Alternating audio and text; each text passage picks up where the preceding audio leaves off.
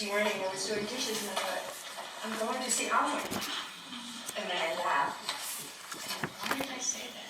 Because Alwyn is all around everyone. And everyone here is what came to me. You're all the reflections that fit it all in her heart and her soul. So my opening is part eulogy, part tribute, part memory. And I wrote this when I was in Spain because that's when I first heard from Katherine that Alwyn had passed. So it's a poem upon hearing Alwyn has passed. I am far away, yet maybe not from you.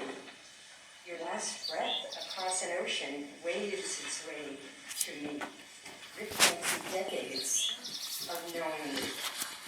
Your offerings to my firstborn drew me to our mountain home, prescience deep in, discovering after the fact your bohemian ways, wisdom sometimes seen as too obscure to be recognized.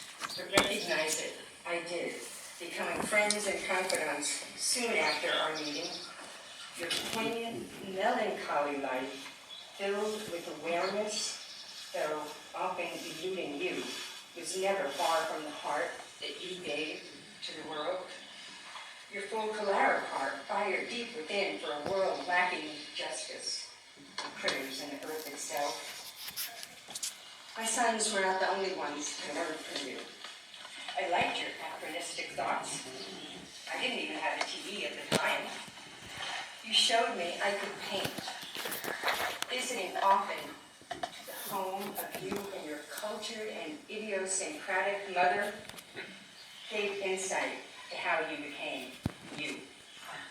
A visionary, a poet, a champion of children, living as children might, in innocence and radiance, an environmental activist, lover of cats and birds and cows. 41 years have I known you, more than half of my life. A reciprocal recognition felt from the start, the mind of a sage, heart of an artist, soul of one who is aware that there is always more to see if we could but stop looking in all the wrong places. Simply look at the grace and the beauty in the moments we yet live. Thank you, dearest of friends. I carry you in my heart. One day, we will breathe again together.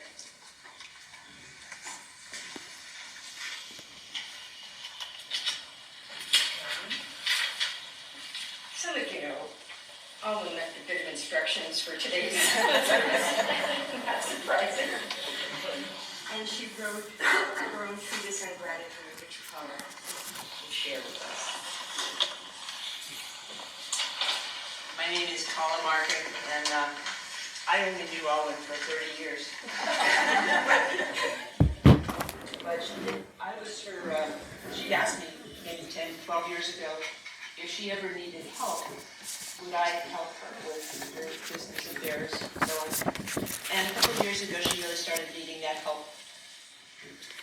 And as Katherine said, she left a lot of instructions tucked away in little baskets. And this is the piece that she wrote in anticipation of this day for me to read. Gratitude.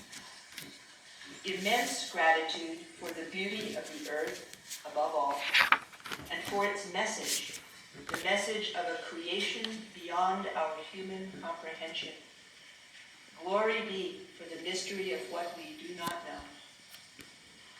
Gratitude for the blessed air, sun, grasses, and the endless variety of plants, for all creatures in their truth and in our kinship with them, for the way they live and inhabit their spaces on the planet, making all those places more alive. For the magnificence of the trees, their roots set in the moist darkness, their branches lifted to the light, their soft and changing leaves, the keepers of the times of the year. Gratitude for love and kindness, for friends who forgive my failings, my weaknesses, my abruptness, my mistrust, and sometimes lack of generosity.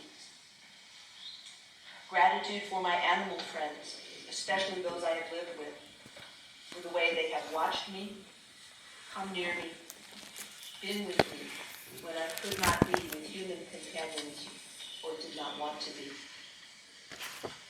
The earth, sky, seas, trees, soils, flowers, and creatures accompany us wherever we are in our lifetime journey. Without them, my aloneness would be unbearable, no matter how many other activities, distractions, or people might surround me. To be human is to learn how to be with all the glory that is here, into which we enter, and from which we leave, to return to that emptiness from which the fullness of life springs again and again. In the moment that I die, my hope is that I may remember that somewhere a rosebud will open and bloom, an acorn will become another oak, a newborn child will cry and open its arms to life, and that which is at the core of my life, of all life, will be unchanged.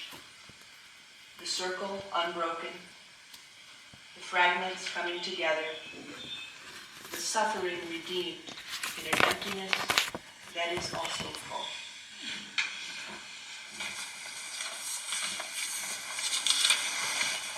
Hello, this is Janet from Germany representing Quaker House.